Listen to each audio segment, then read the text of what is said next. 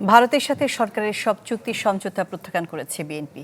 গুলশানের সংবাদ সম্মেলনে দলটির মহাসচিব মির্জা ফখরুল ইসলাম আলমগীর বলেন, ভারতকে সব উজাড় করে দিলেও ন্যায্য হিস্যা আদায়ে ব্যর্থ সরকার। খালেদা জিয়াকে হত্যার উদ্দেশ্যে উন্নত চিকিৎসা থেকে বঞ্চিত করছে সরকার বলেও অভিযোগ করেন বিএনপির মহাসচিব।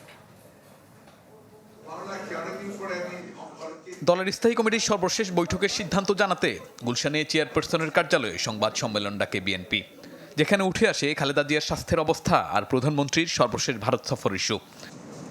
বিশ্বমানের থার্মিক্স রড, সালাম স্টিল থার্মিক্স, দেশের একমাত্র থার্মিক্স রড।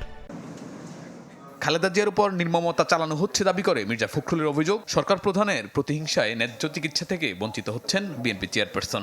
জানান, তার মুক্তির দাবিতে শিগগিরই ঘোষণা করা হবে কর্মসূচি। পরিবারের পক্ষ থেকে 2 বার তার বিদেশে চিকিৎসার অনুমতি দেওয়া হয়েছে, কিন্তু অবৈধ সরকার তাদের ক্ষমতাকে চিরস্থায়ী করার লক্ষ্যে দেশনেত্রীকে হত্যার উদ্দেশ্যে উন্নত চিকিৎসা থেকে বঞ্চিত করছে। সবাই অনতিবিলম্বে দেশনেত্রীর নিঃশর্ত মুক্তি দাবি করা হয় এবং দেশনেত্রীর মুক্তির দাবিতে আন্দোলন গড়ে তোলার সিদ্ধান্ত নিতে হয়। সেই লক্ষ্যে অতি দ্রুত প্রয়োজনীয় কর্মসূচি প্রণয়ন করা হবে। আমরা হয়তো ভারত সফরে প্রধানমন্ত্রী দেশের স্বার্থ বিসর্জন দিয়ে সবকিছু বিলিয়ে এসেছেন বলে মন্তব্য করেন বিএনপি মহাসচিব। তার অভিযোগ, সরকারের নতজানু পররাষ্ট্রনীতির কারণেই বাংলাদেশের আজ বেহাল দশা।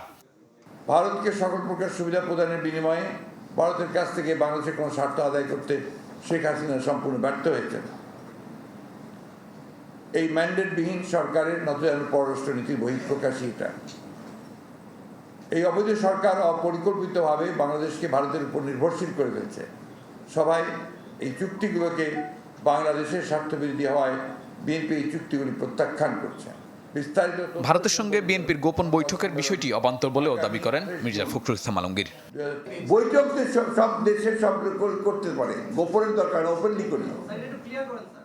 শাহনিয়াজ বাবলু, চ্যানেল 24, ঢাকা।